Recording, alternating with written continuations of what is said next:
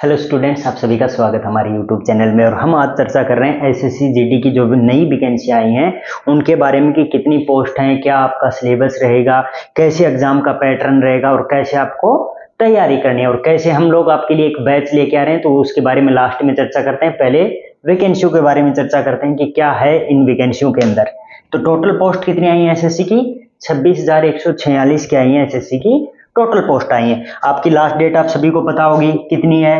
31/12/2023 form fill करने की क्या है लास्ट डेट है। तो जितने भी कैंडिडेट एसएससी की तैयारी करने वाले हैं वो इससे पहले क्या अभी आप फॉर्म में अप्लाई कर दीजिए, क्योंकि लास्ट डेट का वेट नहीं करना है। फिर आपकी एग्जाम कब हो रही है? मार्च और फरवरी के लास्ट में मान के चलें, या फरवरी के मिड से आपकी एग्जाम स्टार्ट हो जाएगी और मार्च के एंड तक क्या चलेगी? आपकी एग्जाम चलेगी। तो पोस्ट बहुत ज्यादा है, इन पोस्टों को स्थायी न माने।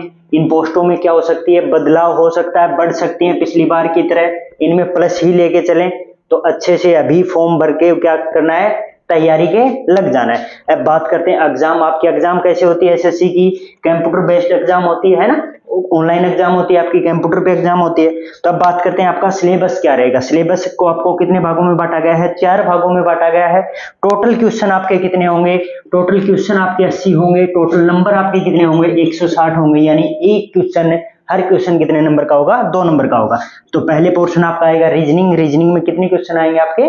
20 क्वेश्चन रहेंगे और कितने नंबर के?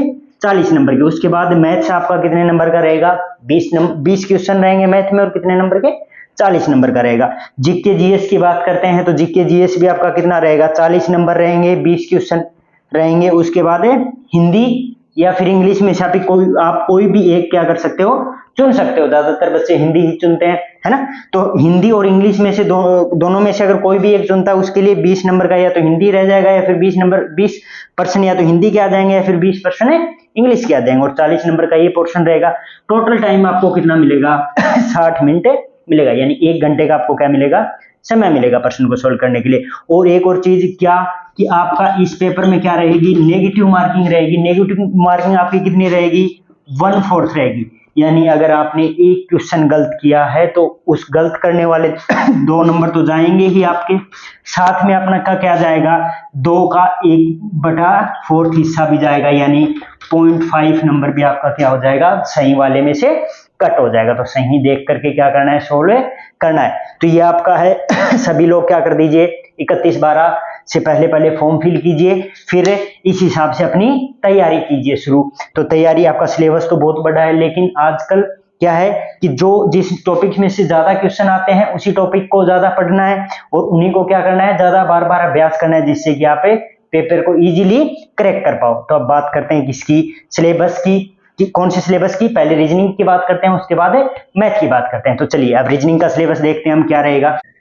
तो देखिए स्टूडेंट, ये आपका रीजनिंग का सिलेबस रहेगा जो एसएससी का दिया हुआ है। अब बात करते हैं कि पिछले सालों में इन प्रश्नावलियों में से कितने क्वेश्चन आए हुए हैं और कौन कौन सी प्रश्नावली आपके लिए इस बार क्या है? इंपॉर्टेंट है। क्या होता है कि हम ज्यादा प्रश्नावलियों के पीछे टाइम वेस्ट कर देते हैं, किसी प्रश्नावली को 5 दिन का वक्त दे दिया। ऐसा नहीं करना है। जो प्रश्नावली पिछले साल जिस प्रश्नावली में से ज्यादा क्वेश्चन आए उसी प्रश्नावली पे क्या करना है? इस बार भी ध्यान देना है। तो देखिए पहली इंपॉर्टेंट प्रश्नावली आप लोगों के लिए क्या रहेगी?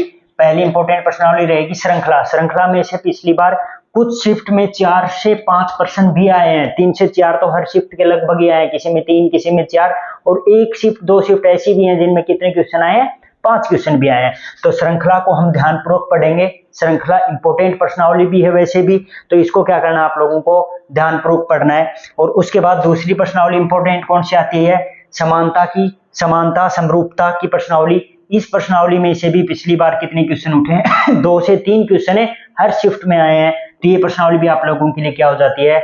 इंपॉर्टेंट हो जाती है। उसके बाद कोडिंग डिकोडिंग की बात करेंगे तो कोडिंग डिकोडिंग में भी हर शिफ्ट में लगभग 2 से 3 प्रश्न या फिर 1 से 2 प्रश्न हर शिफ्ट में आया है। उसके बाद गणितीय संक्रियाएं की बात करें तो उनमें भी क्या है? 2 प्रश्न है लगभग हर शिफ्ट में, 1 या 2 या 3 प्रश्न, लगभग 2 का औसत रहा है। तो ये भी प्रश्नावली क्या है? हम लोगों के लिए इंपॉर्टेंट है। उसके बाद हम बात करेंगे व्यवस्थित क्रम की।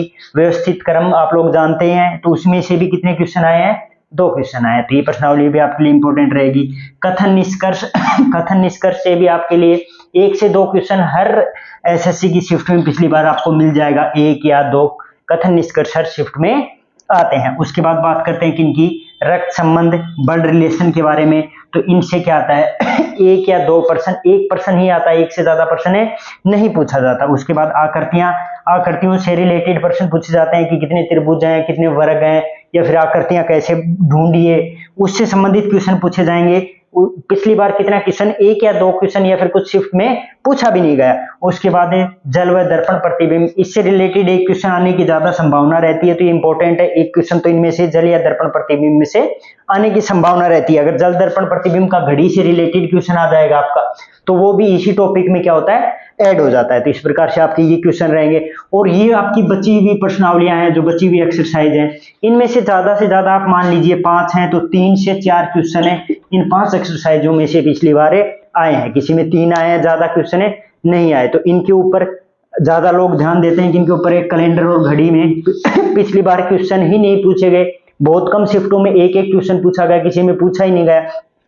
ऐसे ही घन घना बोरे पासे में से ऐसे ही पेपर कट करना, या फिर क्या करना, फोल्ड करना पेपर को, उसकी कितने भाग बनेंगे, ऐसे क्वेश्चन भी।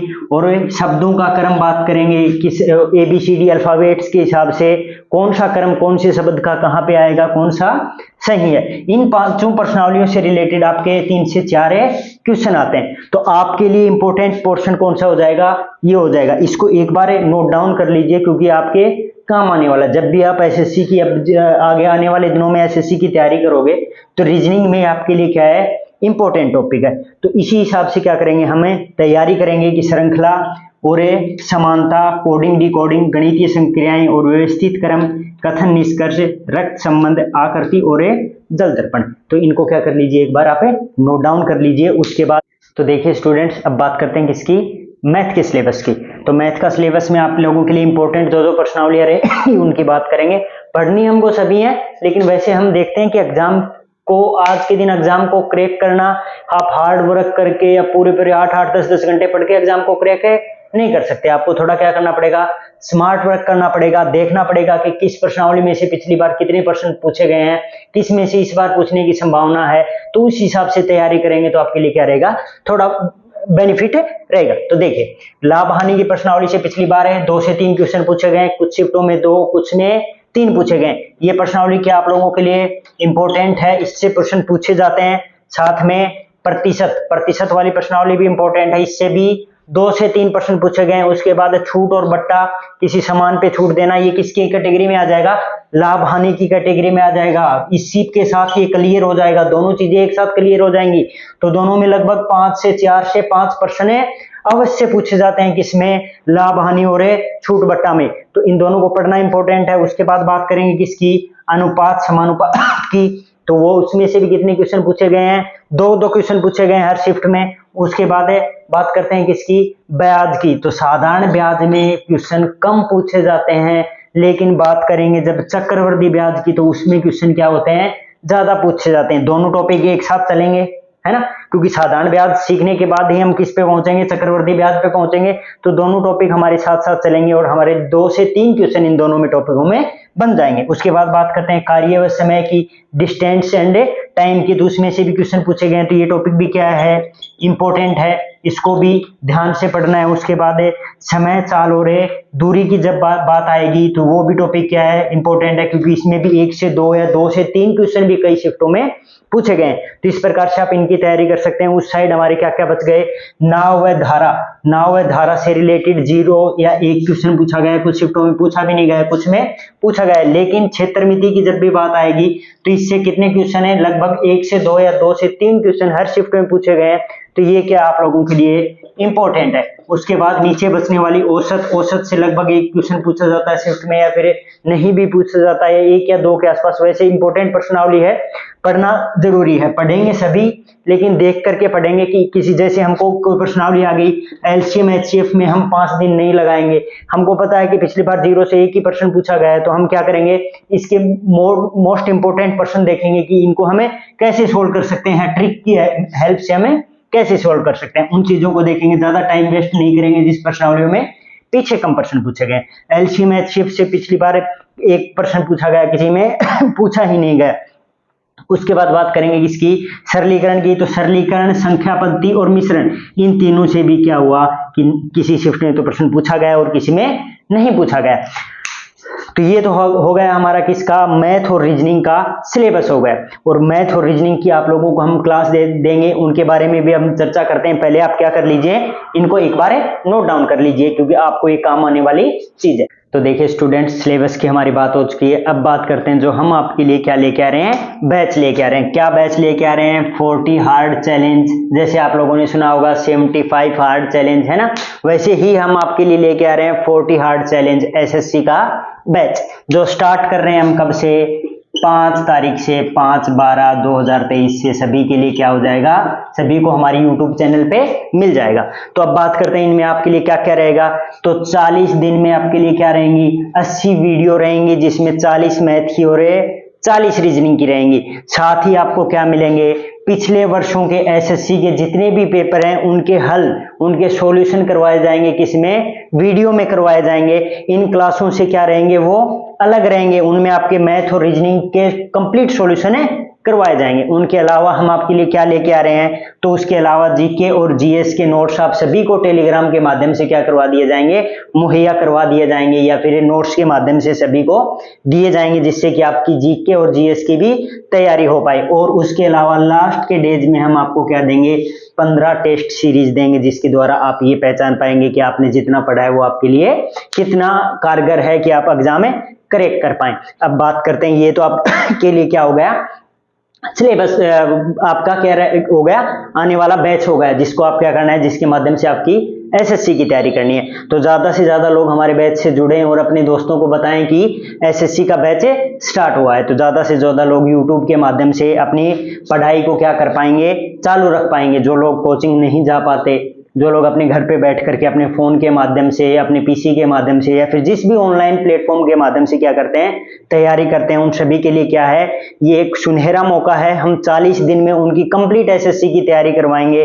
आप लोग बस क्या कीजिए, हमारे साथ ऐसे ही जुड़े रहें और कंप्लीट वीडियोस देखें, जिससे कि आपको क्या हो, बेनिफिट हो। और एसएससी को क्रैक करने के लिए हम आपको क्या बताएंगे, अच्छा तरीका बताएंगे, जिससे कि आप एसएससी के एग्जाम को क्रैक कर पाए। तो देखिए आपका बैच स्टार्ट हो रहा है कब से, 5/12/2023 से। आपको सुबह 8 से लेकर के 10 बजे के मध्य क्या मिल जाएंगी, दोनों वीडियोज मिल जाएंगी, एक मैथ की और एक रीजनिंग की, जिससे कि आप क्या कर पाए, अपनी तैयारी को चालू कर पाए। तो थैंक यू सो मच, मिलते हैं 5 तारीख को हमारे न्यू बैच के साथ।